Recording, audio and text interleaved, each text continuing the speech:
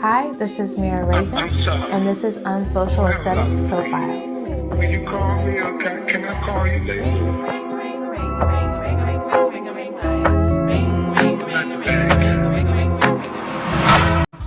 So I'm Rodney Gipson. I'm originally from Detroit. Started playing the guitar about 11 years old. Got involved with rock in high school. Started playing jazz. Got mentored by Stevie Wonder's mentor, Sylvia Moore. I think that was the biggest start. She would bring us into the studio, and a lot of young, early, like 1920s, and just teach us about the business and recording. I think that was the biggest thing. And then moved to Chicago in 1993. Eventually found my way on the jazz scene here. Just played for a long time. I had no interest in starting a record label. I always thought about it, but there's a Philippine guitarist. What got me on the road to starting a label, there's a Philippine guitarist that I worked with back in the late 2000s. We enjoyed playing together, and he decided that he wanted to record his album. He was an IT guy like me, but he started his own label, own production company, and his buddy had a home recording studio. So I recorded his project. He passed away a year after we recorded that project. So when I started the label, I thought about my first products.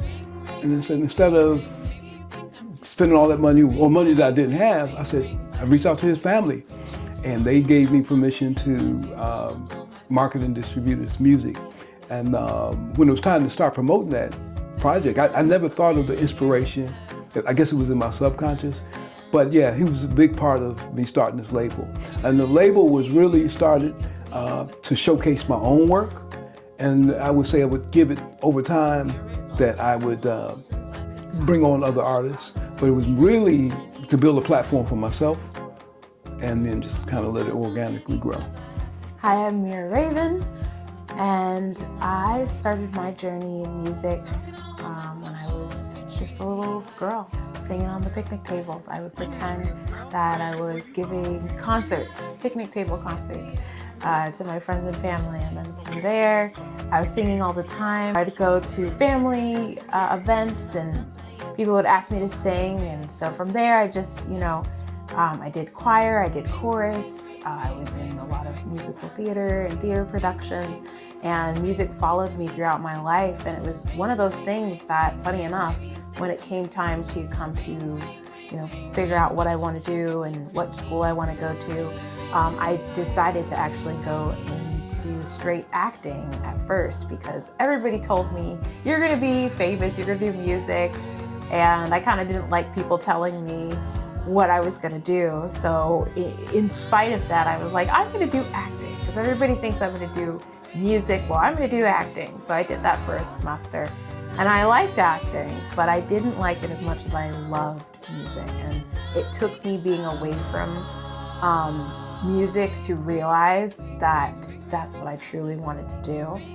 And so I went from straight actor to studying jazz at Roosevelt University here in Chicago. And I remember seeing my first show at the Jazz Showcase. And that is the spark that got me on just learning jazz. And really through learning jazz, I learned so much about the history of Chicago music here, and the blues scene. Actually met Rodney through one of the jazz performances I did at the South Merrill Community Garden. And through that event, Rodney was there, and he was helping with some of the sound. I remember he had some of his equipment there, and he was connected to Iona, who was helping to run that series. And through that, I remember connecting with Rodney, and we ended up, meeting after that. We talked about, music, and Rodney has become a bit of a really great mentor for me, and somebody that I've learned so much and continue to learn so much about. And when he approached me about working with him for Audible Edge music group and helping him, assisting him, I started out as his assistant, but I've been saying, I feel like I'm more than an assistant now, because I've been doing a lot of curating, a lot of organizing a lot of things, and I've brought a lot of ideas to the label that I think that, you know, Rodney, when he originally was starting their label, he hadn't really thought of it. So a lot This of is true. There's a lot of expansion that has come, I think, from our collaboration. So, yeah.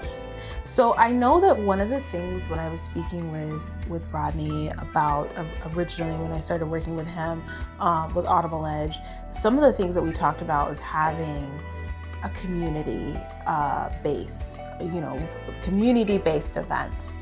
And we talked about what those could look like, and we had ideas, and we did do a jazz, art, and whiskey event, and that was sort of that was one of the first events we did, and that was really great. And that sort of had an element, a little bit. It was like a mini Optimistic Voices in the sense that there was music, there was there was food, there was catering, there was a few kind of vendor types of things, there was art. So it was very similar actually, but on a very small scale.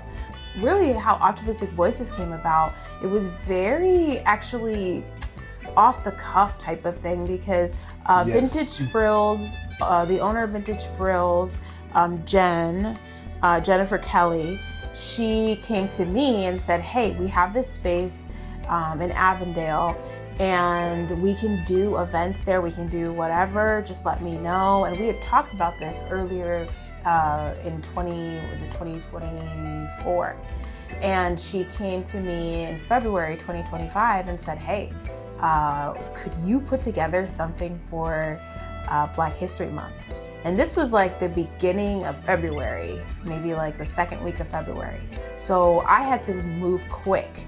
And I said, well, I guess we could throw something together. And I knew on Social Aesthetics, I knew DJ Scully, I knew all these people, and I thought, well, you know, why don't we just see what we can do? And then I know that Rodney has experience working with Sunshine Enterprises and some other, you know, so I just said, you know what, let's just see and put as many things together as we can for this.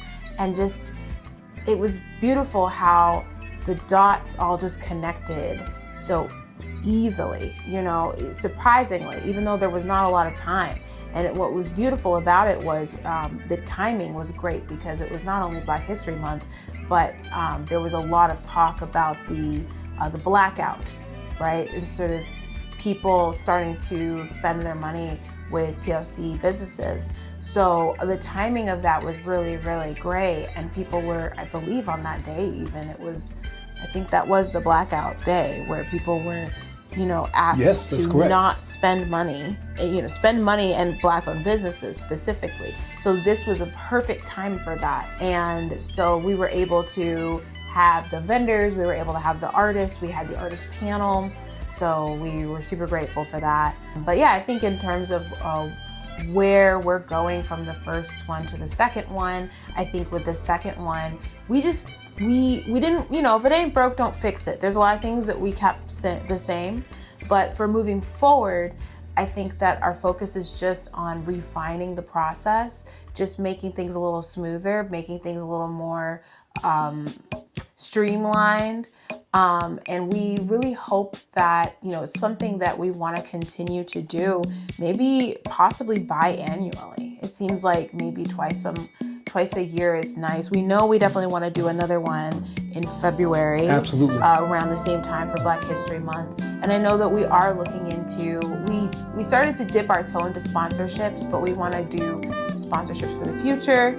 So we are, you know, looking into getting sponsorships for February because we would like to grow this. We would like to have it be something that people can look forward to twice a year for community connection. And I think in terms of the movement, we want to be a part of a movement of the new paradigm for the music industry, for a community-based, village-first based approach to culture.